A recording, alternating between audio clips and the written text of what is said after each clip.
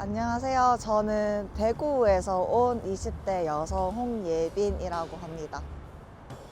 사실 제가 따로 시험을 준비하는 수험생의 입장이라서 SNS나 아니면 그런 대중매체 쪽을 아예 끊어버리고 살았다 보니 당일에 아무것도 몰랐어요. 다음 날이 됐을 때도 저녁이 될 때까지 몰랐었다가 뒤늦게 접한 케이스거든요. 그래서 사실 정말 그 일을 처음 접했던 게 국제 MNST 문자를 받고였기 때문에 그 전까지는 정말 아무것도 모른 채로 그냥 지냈던 것 같아요. 거기에 대해서 가장 먼저 들었던 생각은 이 연락이 없었으면 나는 이거를 언제까지 몰랐을까라는 생각이 들면서 좀 많이 유감스럽고 화도 조금 났었고 하다가 이렇게 된 이상 뭐라도 해야겠다라고 생각을 하고 바로 주말에 서울로 상경해서 올라온 일정을 좀 급하게 잡았던 것 같아요. 심적으로 많이 급해졌던 그런 시기였던 것 같아요. 그 뒤로는 그냥 개인적으로 혼자 올라와서 지내면서 국회 앞에서 이제 자리 지키는 것도 해봤고 남태령, 첫 번째 남태령이라든가 한강진이라든가 아니면 대구에도 이제 틈틈이 내려갔기 때문에 뭐 동대구역 집회 간다거나 아니면 국민의힘 당사를 서울에서 다닐 때도 이제 거기 앞에 가고 대구에서 할 때도 했던 것 같아요. 웬만해서는 좀 크게 알려진 것들 중에선 남태령, 두 번째 남태령 빼고는 다 있었던 것 같아요. 처음부터 시작해서 그 헌재 결과 나올 때도 당시 거기 있었거든요. 그래서 정말 웬만해서 큰 일이라고 생각되는 데에는 다 갔던 것 같아요.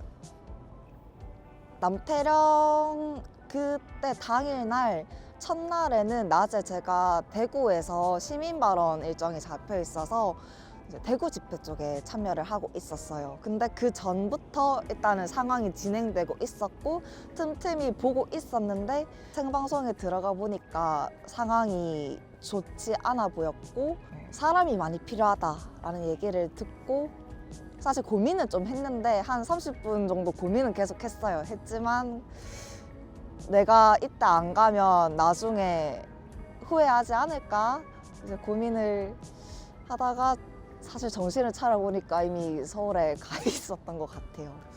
그래서 그때도 좋은 기억이 새벽 버스를 타고 갔는데 도착하니까 택시 말고는 방법이 없는 거예요. 그래서 마침 딱 잡히는 택시가 있어서 이제 타니까 마침 이제 저를 마지막으로 하고 복귀하시는 분이시더라고요. 그래서 가는 길에 이런 일이 있어서 지금 남태령 거기에 참여를 하러 그쪽으로 갑니다 라고 말씀을 하니 그냥 이러면 정말 고마운 입장이니까 돈은 받지 않겠습니다 라고 하시면서 저 태워주시고 거기에서 이제 집으로 가시는 분들 또 다 픽업해서 가주시고 하더라고요. 그런 좋은 기억도 있으니까 남태령도 저는 기억에 많이 남는 것 같습니다.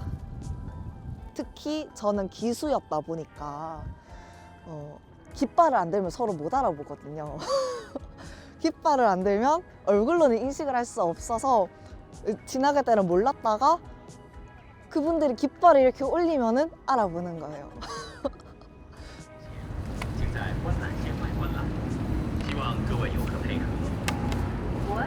또 제가 20대 대구 여성이기 때문에 이거를 담을 수 있고 또 그 와중에 저의 분노까지 표현할 수 있는 이제 적당한 문구를 찾다 보니 이런 깃발을 달게 됐습니다. 그래서 이 의미는 사실 큰 게 없어요. 이게 깃대지만 저희가 SNS에서도 그렇고 이제 우스갯소리로 했던 게 이 기수들이 손에 들린 게 이거라서 얼마나 다행인가 이런 얘기가 돌았어서 이제 그래서 그건 맞지 라고 하면서 이 기수로서 좀 이 특성을 담아보자 해서 있을 때 잘해라 라는 의미를 담게 됐던 것 같습니다. 그 하루하루 지날수록 사람들이 점점 아는 사람들이 또 늘고 하고 또 지인들 중에서 버스를 보내주는 지인들도 있었어요.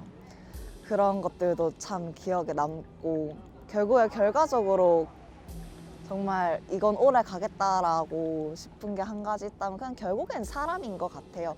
이제 뭐 성당 분들이든 아니면 집회에서 뵀던 분들이든 아니면 이것저것 지원해 주시는 분들이나 아니면 선결제 해 주시는 분들이나 이런 그냥 결국에는 사람이 기억에 제일 많이 남았던 것 같습니다.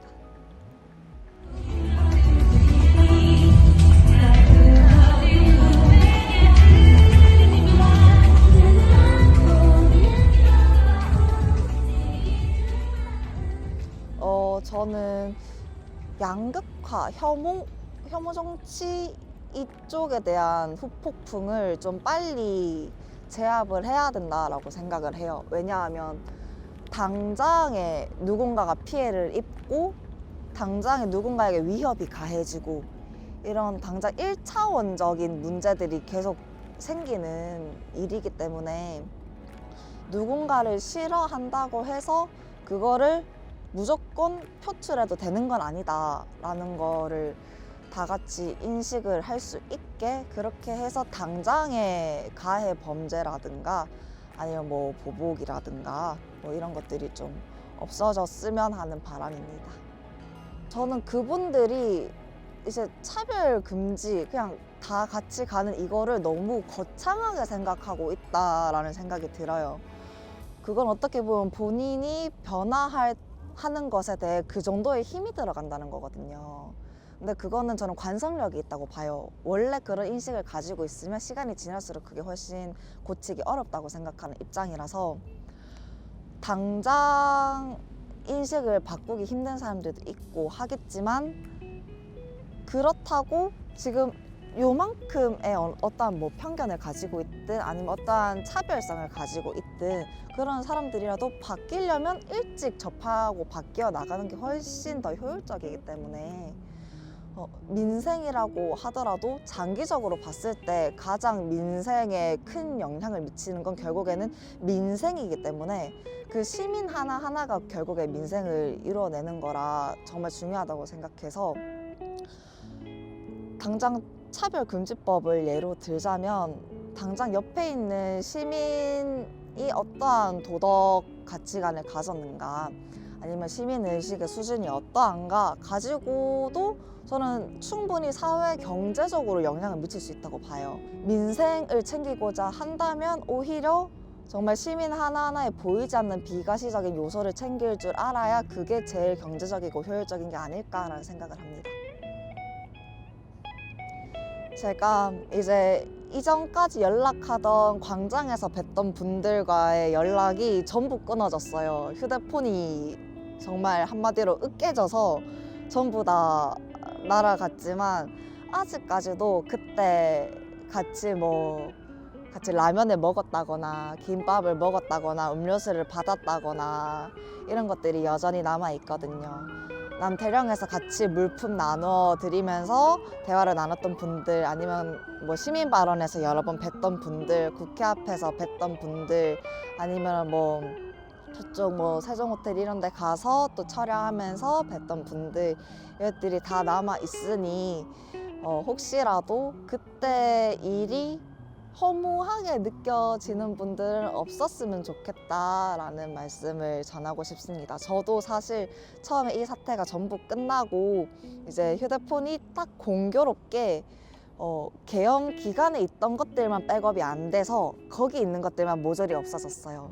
그때 딱 들었던 생각이 그럼 그냥 없던 일로 치고 지내자라는 생각이 들었지만 또 다시 한번 생각해 보니까 뭔가 결국엔 다 남아 있더라고요. 그래서 어떠한 탄력감을 느끼시는 분들도 한 번씩 뵀었기 때문에 그러실 필요 없다는 말씀을 전하고 싶습니다. 이미 충분히 이제 한 개인의 기억에 어렴풋하게 다 남아있는 무의식이 될 그런 근간이 되는 활동들이었고 시간들이었다고 생각을 하니 다들 정말 고생 많으셨고 수고하셨고 또 한 시민으로서 감사하다는 말씀을 전하고 싶습니다.